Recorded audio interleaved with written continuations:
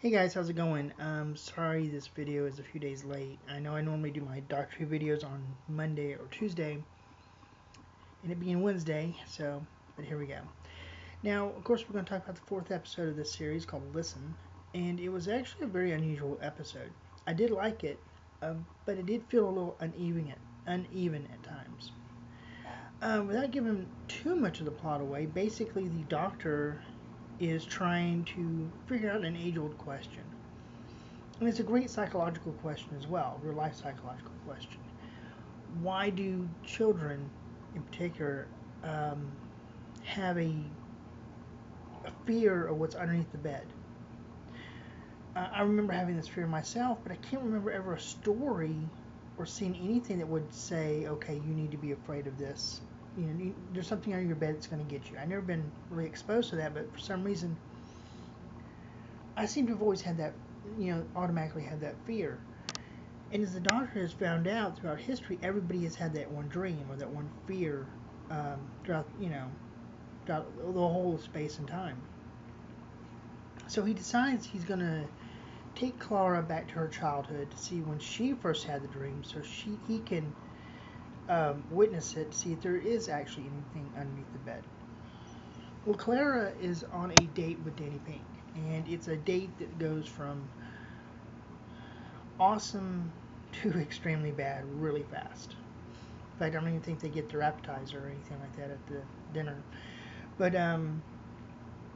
so she comes home to find the Doctor in her bedroom, complaining why she has three mirrors. The Doctor being typically the Doctor. And so he brings her into the TARDIS and asks her to put her hands into the telepathic circuit membranes on the console. First time we've ever really seen this happen. Uh, Levin linked Clara to the telepathic circuit by putting something into her hand. Now she's dipping her hands in some goo. I have a feeling this device may pop up later on. So, the Doctor instructs her to think about her timeline, about when she first had this dream, and her phone goes off, and she gets distracted because she thinks it might be from Danny. And so finally the TARDIS lands. And yes, she did get distracted. She did not end up in her childhood, but actually Danny's childhood. Now, here is where things kind of go wrong. You can almost say this episode is actually two episodes slammed together.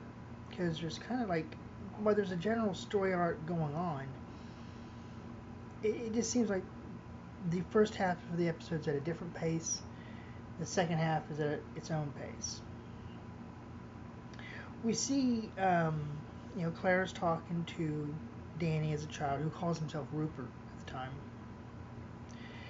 And she says, she basically crawls underneath the bed, and Danny follows with her, and they have this little talk. It's kind of a nice little talk, something that I think Clara does better than the other companions, I think.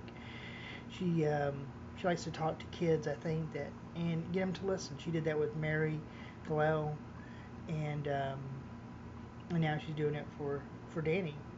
Now, at this point, I don't think she knows that Rupert is Danny. She does find out later on, or she's kind of, definitely suspects that he is. Now, I need to talk about something about Clara. This is the second time this has happened. Okay?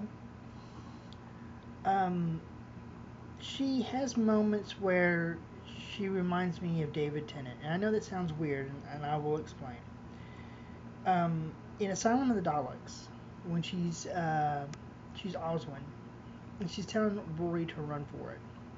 The way her facial expression is, the way she's looking into the camera, the way she's her cadence and what she's saying, it reminds me very much of Tennant. And in this one, it happens again. She says to Rupert / Danny, "Do you know what's underneath the bed?" And he goes, "No." And she goes, "Me." And the way she says "me," her facial expression, and the way her voice is, reminds me very much of Tennant. And I'm almost thinking they've been toying around with the idea of a female Doctor for a while. And I just want to know, what do you guys think if Jenna Coleman's name kind of got thrown into the mix? There is this thing that happened with the first episode of the series. in which the Doctor, now regenerated, asks, "Why is that face? I've seen that face before. Why is that face?" And maybe subconsciously, the Doctor can now choose his looks. In his first regeneration cycle, um, his first 13 lives, maybe he couldn't choose. Yeah, he didn't have that ability. Now his second regeneration cycle, maybe subconsciously he can. That's why he looks like the Roman back in the Fires of Pompeii. And that's something I think Stephen Moffat has actually said he's going to talk about. He's going to explore that aspect. So maybe this is kind of paving the way for maybe Jenna Coleman to become the first female Doctor. Now, I know that's a wild theory, kind of out there, but it could be possible, I think. Now, this is the first problem I have with the episode. We have the creature on the bed.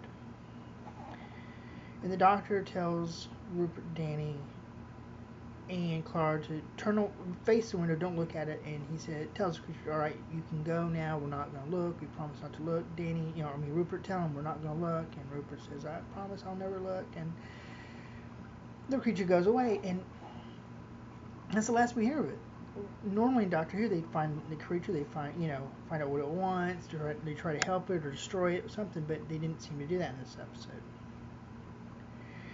So now Clara's like, "Okay, we're fine, we've done that. Can I ask a small favor? Can we go back to when I'm having the date with Danny so I can kind of make up for it?" He does that, and while she is trying to patch things up, not very successfully, she sees a man in an orange spacesuit. Now it looks just like the spacesuit that the Doctor has. So I myself, probably with a lot of other people, are thinking, "Oh, what's the Doctor doing now?" So she follows the Doctor into the TARDIS. He takes off his helmet and reveals Danny Pink.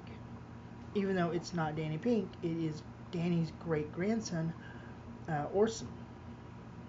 Now, Orson starts talking, and Clara, they start talking, and they kind of definitely hint at the fact that maybe this is not just Danny's great-grandson, but Clara's great-grandson as well. It's kind of an intriguing possibility. I think it's something that's going to kind of backfire on Clara later on and cause a lot of conflict between her and the Doctor. Now, the Doctor tells everyone to go into the TARDIS because there's a airlock hatch. They're at the end of the universe again. Which I was kind of annoyed at, actually. I was like, well, we've done the end of the universe before, with Utopia and Professor Nana and stuff like that. We've already done that. So, as suddenly the hatch goes from lock to unlock, and it opens, and of course there's no atmosphere, so the room is venting atmosphere. Orson goes out and saves the Doctor, but the Doctor's unconscious. So Clara uses the little squiggly, she puts her hands in the squiggly little telepathic membranes in order to escape the end of the universe. Kind of clever, I guess. But she doesn't quite get it right, and all of a sudden she ends up in a barn with a crying child in the loft. So she goes up to try to comfort the child, and she hears voices, and she hides under the bed.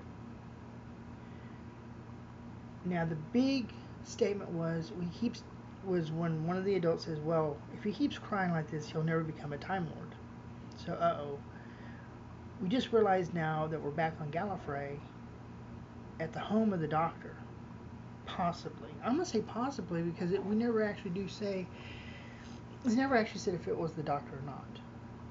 It might have been the Master, it might have been some other Time Lord, we have no idea. But the fact that Clara was able to connect that with her own timeline, the fact that she has been in that barn before, in the day of the Doctor, shows that it probably is the Doctor. Well, the child gets up after hearing 12 start yelling for Clara, and Clara grabs his ankle, and that's where the kind of fear for the Doctor begins, I think. It's a great episode. Like I said, it was a very uneven episode. It's one of those episodes that shows a lot. Now, with all this, what is the general message the episode is trying to say? And I think the general message is relationships and people's relationships to themselves and to the others around them. The Doctor has a lot of fear. It's something he does not. This is a very fearful Doctor. He puts on this gruff exterior, and he's actually a very scared old man. Every Doctor has their vulnerabilities. Every Doctor has their bad traits, and I think this is 12's. He's not as brave as he makes out to be. He's got a lot of deep-rooted fear inside him. To his credit, he's trying to explore that. He's trying to get rid of it, I think. Now, I know a lot of people were very upset at this episode, particularly at the end when they do show, Clara being back on Gallifrey in the barn. But I thought it was a very powerful moment. It also lends credence to my theory that she might be the Doctor one day. Alright, well that's about it for right now. Let me know in the comments what you thought of the episode. What was the good points? What were the bad points? What did you like about it? What did you hate about it? What do you think of the theory? My theory, is it something legitimate, or is it something that should be wadded up and thrown in the bullshit pile? Let me know, please, and I'll see you guys later on. Alright.